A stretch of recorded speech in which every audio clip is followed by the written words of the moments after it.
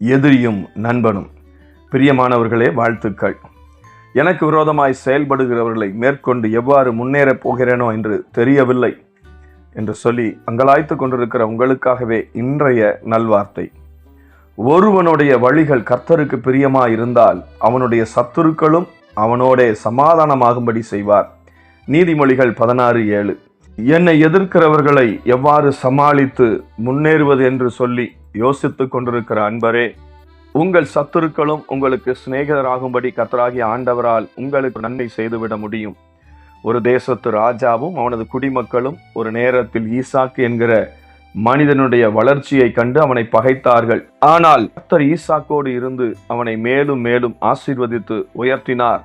இவ்வாறு கர்த்தர் அவனோடு இருந்தபடியால் கொஞ்ச நாட்களுக்கு உள்ளாக அவனை பகைத்த அதே ராஜாவும் தேசத்து மக்களும் கர்த்தர் அவனோடு இருக்கிறார் என்று பார்த்து அவனிடம் வந்து சமாதானம் பண்ணி கொண்டார்கள் என்று வேதம் சொல்லுகிறது. இதை வாசிக்கிற அன்பரே, உங்கள் வாழ்விலும் கர்த்தர் கூட இருந்து உங்கள் காரியங்களை வாய்க்க பண்ணுவாரானால் உங்கள் சத்துருக்களும் உங்களோடு சமாதானம் ஆகி விடுவார்கள். கர்த்தர் உங்களோடு இருப்பதற்கு நீங்கள் கர்த்தருக்கு பிரியமானதை செய்ய வேண்டும். அதாவது அவர் உங்களுக்கு கொடுத்த உங்கள் குடும்பத்தில், தனிப்பட்ட வாழ்வில், உங்கள் வேலையில் உண்மையும் உத்தமமுமாய் இருக்க வேண்டும். உங்கள் காரியங்கள் எல்லாவற்றிலும் நீங்கள் உண்மையும் உத்தமமாய் இருக்கும்போது கர்த்தர் நிச்சயமாய் உங்களோடு இருப்பார். உங்கள் காரியங்களை கர்த்தர் வாய்க்க செய்வார். அதை பார்த்து உங்கள் சத்துருக்களும் உங்களுக்கு பயந்து உங்களோடு சமாதானம் ஆவார்கள். நீங்கள் தடையில்லாமல் முன்னேற்றத்தை தொடர்ந்து காண்பீர்கள். கர்த்தரின் கிருபை நம்மோடு இருப்பதாக. ஆமென். இந்த வார்த்தைகளின் மூலம் நீங்கள் ஆசீர்வதிக்கப்பட்டிருந்தால் மறக்காமல் கமெண்டில் தெரிவிக்கவும்.